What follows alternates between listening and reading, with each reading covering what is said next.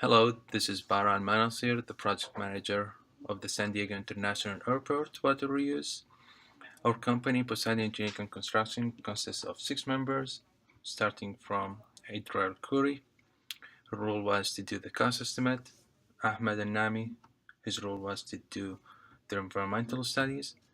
Alexander Garabedian, his role was to do the hydrology and the water resources study. Nathan Harrison, to design a water treatment plant. And lastly, Saduriona to do the stormwater management. Our project was to meet the airport development plan's water supply goals. Poseidon Engineering and Construction has designed a stormwater collection system, a stormwater treatment plant, and a non-potable water distribution system. Our design was to meet the supply goals till the year of 2050 and to supply water for the main three demands, which are the agricultural, industrial, and airplane washing. Here's the San Diego International Airport vicinity map.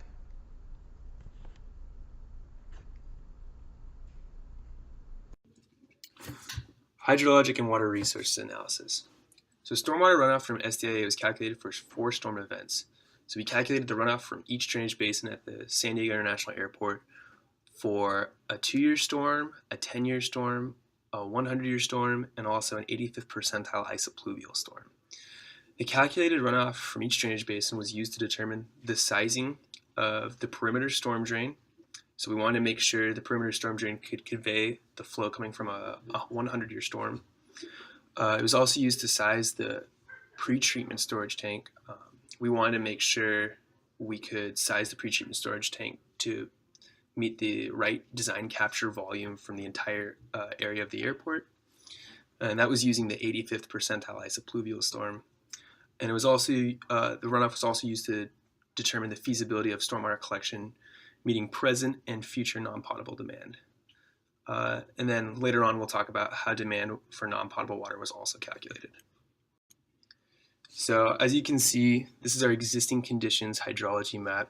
All the red lines, those are all the storm drains at the airport. As you can see, there's 16 drainage basins at the airport and 16 outlets. All this water runs off to the outlets and drains into the San Diego Bay. Pretty simple. And as you can see on the right side, that is the calculated flow from different storm scenarios for each drainage basin. So this is the proposed conditions, hydrology, and conveyance map.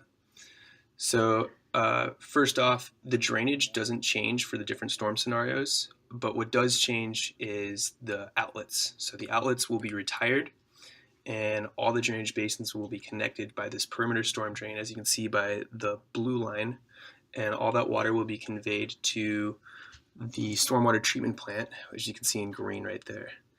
And so, again, no hydrologic conditions changed, only the conveyance of where the stormwater will go changes. And so after stormwater treatment, the water will be conveyed, the non-potable water will be conveyed throughout the purple pipes, as you can see on the map, to the different parts of the airport that need non-potable water.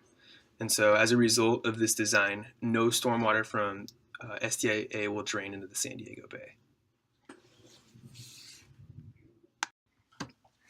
The Stormwater Quality Report was developed according to Section 7 by the San Diego County Regional Airport Authority. The water quality report shows the main contaminants are copper, zinc, and bacteria. The treatment control plan involves the implementation of a minimum of biological, chemical, mechanical, or other form of treatment-based technology that will meet the standard treatment design. Here is a process flow diagram of the stormwater treatment plant. It is based off of SDIA's Terminal 2 parking closet stormwater reuse system. Runoff is going to be collected in a pre-treatment storage tank with a capacity of 10 million gallons. Flow in excess of the storage capacity will be discharged to the city's stormwater drainage system. Water then continues on to the oil, water, and sand separator.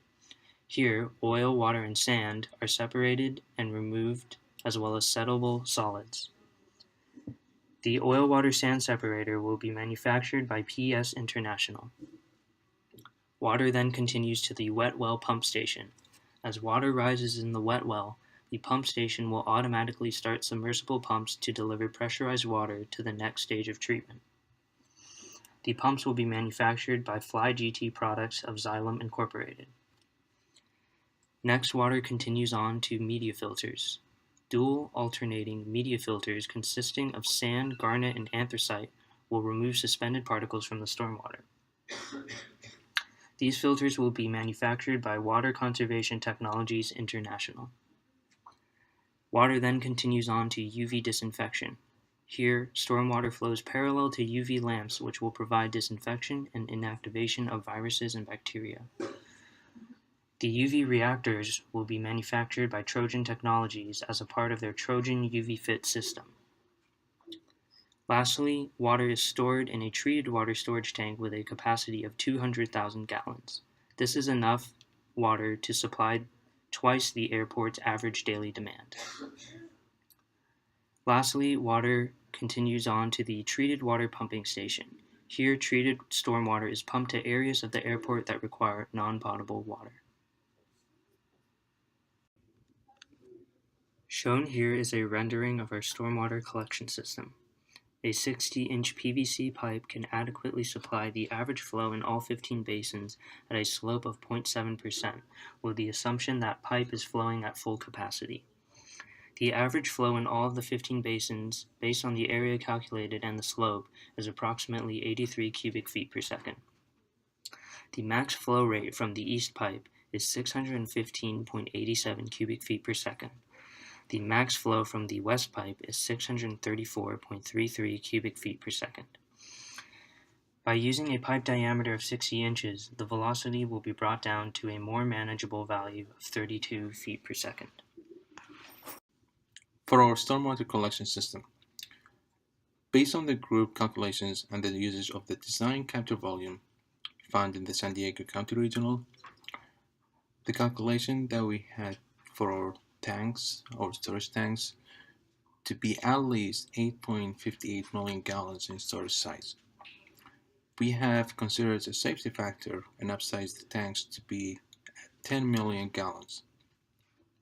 The tanks will be pre-stressed concrete circular tanks manufactured by the Crum Corporation with the dimensions of 180 feet in diameter, 52 feet and 6 inches in height. Our recommendation was to do semi-underground tanks, which probably going 30 feet underground and the rest above ground, with the freeboard of 14 feet, and again the volume would be 10 million gallons. Table 3-3 shows a breakdown of the airport's non-potable water demand. Washing activities, such as washing planes and rental cars, accounts for approximately 5% of the total demand. The central utility plant, which is used to heat and cool the terminals, uses approximately 52% of the total demand. Landscaping accounts for 40% of the total demand, and other small non-potable uses account for 3% of the total demand.